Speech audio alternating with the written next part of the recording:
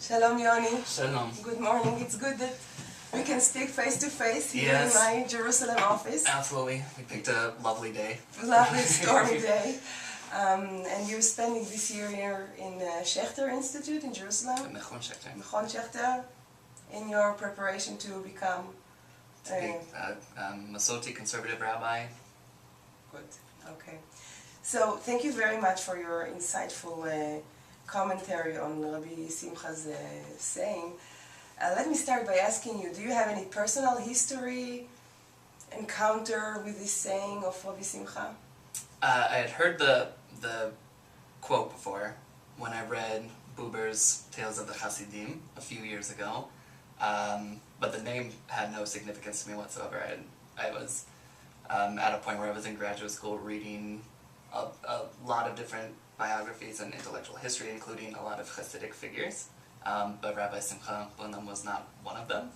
So I kind of just passed over the name for the time being, loved the quote, and in a kind of act of serendipity, I was just starting to read a biography on Simcha Bunam when the prompt came out for Sh'ma NiSh'ma. So no coincidences. No coincidences in life. So I got to experience that quote with a little bit more background on the character, and it seems to actually be, it makes a lot more sense to attribute that quote to him after knowing him a little bit more. So maybe you can elaborate on this a little bit later.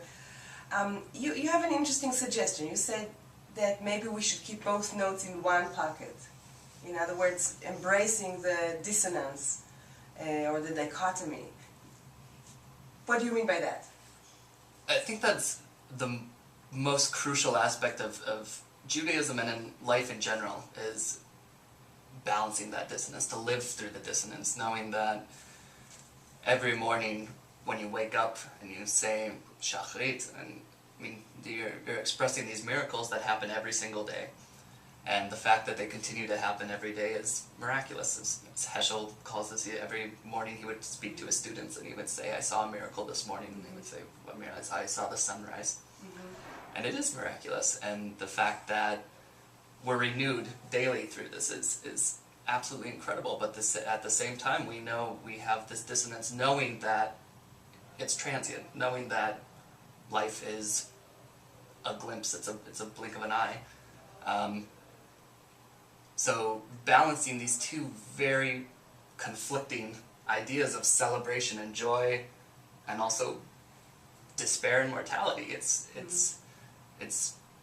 I don't know if it's the key to existence, but it's definitely the only way that we can walk through life and make any sense of it. All right, so that's why we should keep them together. Absolutely. Not as two ends of a pole, but just this is something that we have to remember. Yeah, that's very interesting. And then you mentioned really maybe because of the book that you're reading, the historical context where Rabbi Simcha worked and served as a rabbi in Pshischa, this very amazing, interesting Hasidut. And you mentioned some biographical facts about him that you think that elaborate on this dictum. We don't know if you said it before or after, but right. It sort of elaborates it in a different way. Can you tell more about it? I mean, we honestly don't know if he said it at all. I mean, that's right. That's true. That's the beauty of, because it is attributed to two other rabbis. Exactly. The Kutzker, Exactly. But okay, that's a Hasidic saying. Right. Exactly. I mean, that's what makes the Hasidic history so lovely, right? So exactly. poetic. But reading about Rabbi Simcha Bunam and seeing this real tornness that he has, that he's the leader of a Hasidic sect after the seer of Lublin, who are really in a world of their own. I mean, they're embracing the Hasidic elements, but they're also very chastised by the Hasidic communities that surround them, and by the Misnagdim who surround them as well. So they're living in a pocket. Not to mention the non-Jews and... Exactly. Okay. Exactly. So they're living in a pocket that I think really balances that dissonance that we were talking about as well. Interesting. And when I read quotes like this, it's really difficult for me, because the majority of the biography that I read on Rab Simcha was how humble he was, like how incredibly humble he is.